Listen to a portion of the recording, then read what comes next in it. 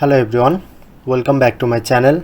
In today's video I'm gonna show you use two WhatsApp account in one phone. Now I'm showing a very simple method. It's no need to dual apps, it's only using one apps. So first of all, open WhatsApp.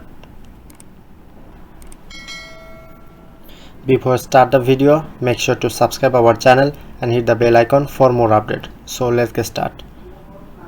Look at the right corner, tap on three dot. After that, click on to settings. Right corner, tap on to arrow icon. After that, click on add account.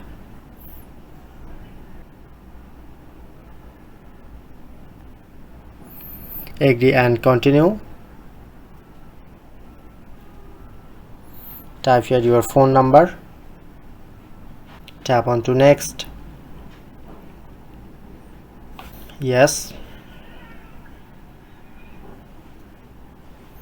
Continue.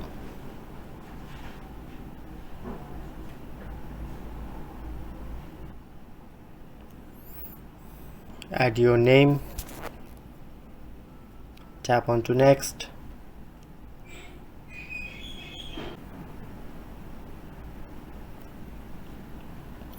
Okay, now done. So that's how you can easily use two WhatsApp account in one phone.